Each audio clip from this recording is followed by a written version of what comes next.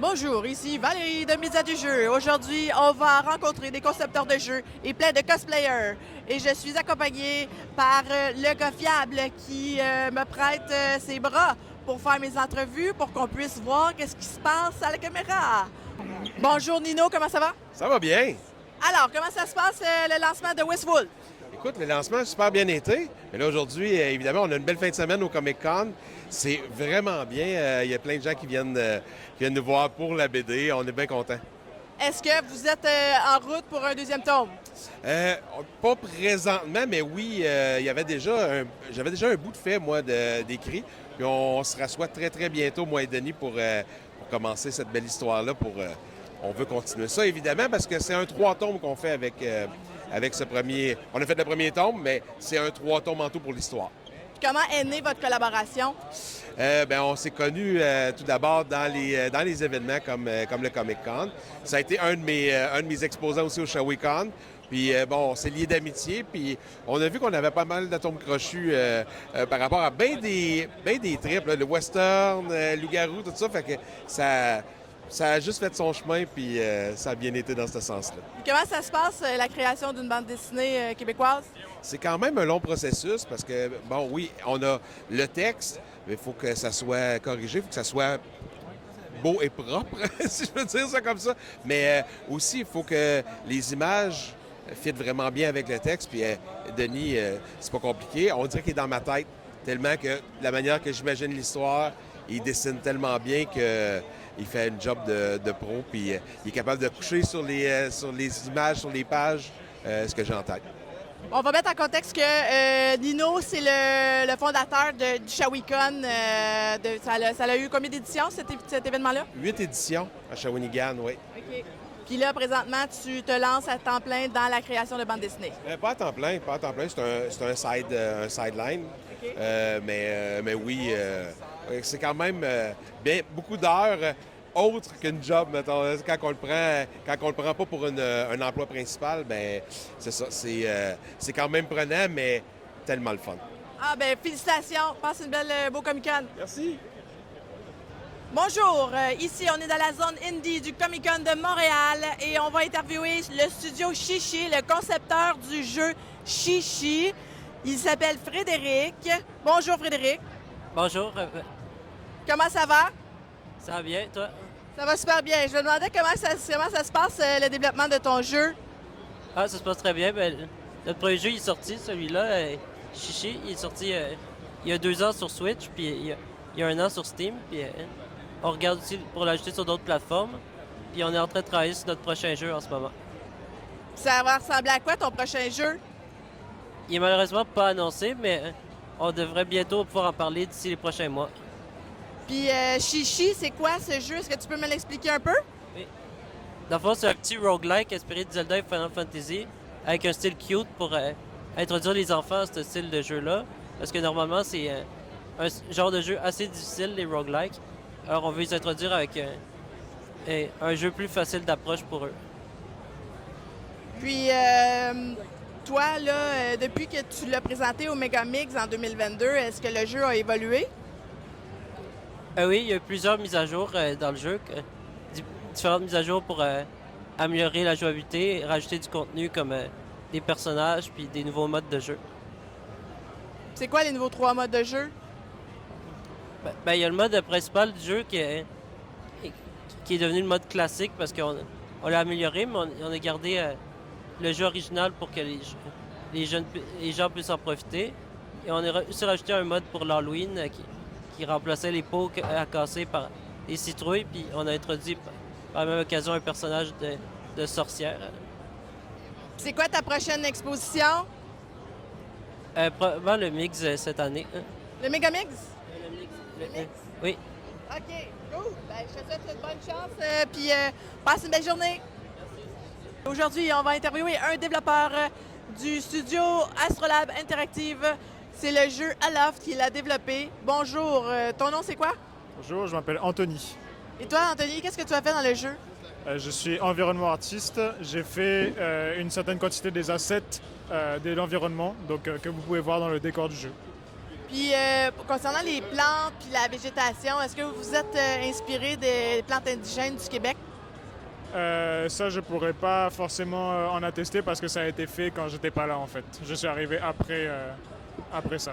OK. Qu'est-ce que vous pouvez dire à propos de ce jeu-là qui se démarque des autres jeux open world? L'une de nos caractéristiques principales, c'est déjà le setting, le fait que ça se passe dans le ciel, sur des îles volantes. On peut utiliser une de ces îles, n'importe laquelle en vérité, si elle n'est pas trop grosse, pour la transformer en base, en vaisseau, afin de traverser le ciel avec. Donc c'est un des points qui nous démarque quand même pas mal. Est-ce que vous avez joué plusieurs heures à ce jeu-là? Si j'ai joué plusieurs heures à ce jeu-là, oui. Pour le tester, en général, on a besoin de jouer à nos jeux. Et est-ce que c'est votre style de jeu, les jeux de construction comme ça? Personnellement, c'est des jeux auxquels j'aime bien jouer. C'est pas mes styles de prédilection, mais j'aime bien. Est-ce que vous avez été en contact avec les concepteurs de la trame sonore de ce jeu-là? Oui, c'est un de mes collègues, donc on travaille pas forcément l'un avec l'autre, mais on parle souvent de nos productions, oui. Super, merci beaucoup. Alors bonjour, on est avec Thomas Wilson du studio Runic. Bonjour. Et lui, c'est le gagnant en 2022 de Catapulte. Oui, ça fait loin. Oui, ça fait loin. Puis c'est là que je l'ai connu, son projet de Héros du Mont-Dragon. Est-ce que tu peux m'en parler un peu plus? Yes! Bien là, en fait, on est ici justement pour présenter notre prototype. Essentiellement, on a continué à le développer depuis Catapulte. L'expérience de jeu a changé un peu, parce qu'à l'époque, on était une espèce de top-down RPG. On l'a modifié, maintenant, on est plus de type beat-em up. Donc, on est de 2D, on est dans un univers 2D, 3D, un peu plus illustré, mais toujours avec un principe d'un combat qui est vraiment casse, là, où tu frappes des monstres en te déplaçant de gauche à droite. Mais la particularité de notre jeu maintenant, c'est qu'en fait, tu peux faire la course contre d'autres joueurs. Fait que là, dans le fond, c'est comme si tu mélangeais des éléments de Mario Kart avec un jeu de combat. Ça fait que quand tu fais la course contre d'autres joueurs, tu peux obtenir des malédictions que tu envoies dans la game de l'autre pour les faire chier. Fait que là, ce qui est très drôle, c'est que tu peux flipper l'écran de bord, envoyer des champignons toxiques qui fuckent leur écran, envoyer des pluies de météorites, les rapetisser. Tout ça dans l'optique de savoir qui va finir en premier puis va atteindre la fin pour gagner la partie.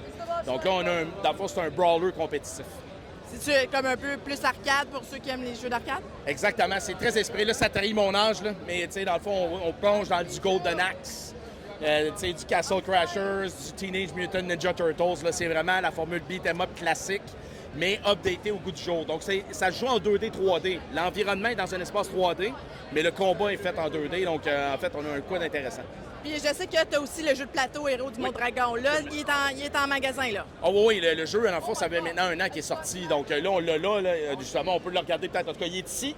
Puis, on a aussi la série de romans, parce qu'on a déjà le 4e roman de la série va sortir au mois d'août prochain. Aujourd'hui, justement, on a annoncé que notre premier livre est best-seller. Très content de ça. Ça fait que le premier livre de la série a déjà pogné le pic. Fait qu'on continue comme ça à présenter chacun des héros. Le 5e livre s'en vient déjà au mois d'octobre. Puis on continue de même. C'est une série de 11 romans pendant qu'on continue à développer le jeu vidéo. Donc, le jeu vidéo devrait sortir l'année prochaine, si tout est beau. On se pose encore la question, ça va-tu être un full launch ou un early access? Ça va dépendre. Mais oui, exact. Est-ce que ça va être accessible sur les consoles? Oui, bien, en fait, là, pour l'instant, notre plan initial pour le launch, ça va être Steam et Switch, parce que ça se prête parfaitement à la Switch. Puis on va, parce qu'on est une toute petite équipe, éventuellement faire la version PlayStation et Xbox. Super, merci beaucoup Thomas Wilson. Passe un beau Comic-Con. Ça fait plaisir. On va interviewer 2 belles personnes. Quel est ton personnage? Moi, je m'appelle Ticket. Je suis un petit dragon. Ça, c'est dans quel jeu? C'est dans quel animé, ça? En fait, c'est moi qui l'ai créé. Donc, c'est mon personnage à moi. C'est mon OC, mon original character. Puis, oui, on le porte pour juste montrer un peu comment on peut être imaginatif avec nos idées. Est-ce qu'il fait chaud là-dedans? Oui, on s'en vient pas mal... c'est ça. On s'en vient habitué. Plus qu'on le porte, plus ça va mieux. Mais là, ça fait longtemps qu'il n'était pas sorti. Commence à faire chaud. Puis tu t'es inspiré de quel personnage pour créer ça? Ben moi, j'aime beaucoup le mauve, en fait. Donc, c'est un personnage, c'est un dragon, parce que j'adore les dragons. Puis, j'ai juste mis un petit peu de touche de mauve, des petits cœurs ici et là. Puis, ça l'a créé ça. Ticket. Bravo! Toi, c'est quoi ton personnage? Kabou, c'est la même espèce, c'est la même sorte de dragon. Sauf que moi, il est inspiré d'un coq à ciel. Donc, c'est ça. C'est un personnage que j'ai inventé basé sur un oiseau. Puis, c'est ça. On met nos costumes pour le fun, puis on incarne nos propres personnages qu'on a inventés. Puis c'est quoi vos super pouvoirs? Crier. Moi, je sais que je vaniche et je crée le chaos. Puis nous interviewons Dave Gagné de Rage Cure, le studio indépendant québécois. Et lui, il a créé le jeu Goon Legend of Mayhem. Je voulais savoir où est-ce que ça en était rendu là, sur Steam. Le jeu est sorti, on a une belle réponse. On est en train de sortir des patchs pour améliorer le jeu. On a des commentaires des joueurs, puis des fois on est comme juste... On veut que la boucle de jeu aille plus vite. Fait que ça, c'est fait, les joueurs sont contents. Fait que c'est là qu'on est rendu. Maintenant, on regarde tranquillement vers l'avenir. Qu'est-ce qu'on va faire? Qu'est-ce qu'on va sortir? Donc, c'est ça qui se passe en ce moment. Est-ce que tu avais fait un early access aux joueurs? Non, pas du tout, mais on a eu plusieurs démos qui ont donné l'occasion aux joueurs là, d'essayer le jeu, de donner des commentaires. On a fait beaucoup de salons, comme le Comic-Con ici, justement, puis on a recueilli beaucoup de commentaires qui nous a permis toujours d'améliorer la boucle de jeu puis d'en faire une expérience que les joueurs allaient aimer. Puis en général, est-ce que c'est positif, les commentaires? C'est très positif. Je pense qu'on a une note de comme 90%-ish sur Steam en ce moment. Fait que c'est très bon. On est très contents. Ah ben merveilleux. Merci beaucoup. Merci beaucoup. Youhou!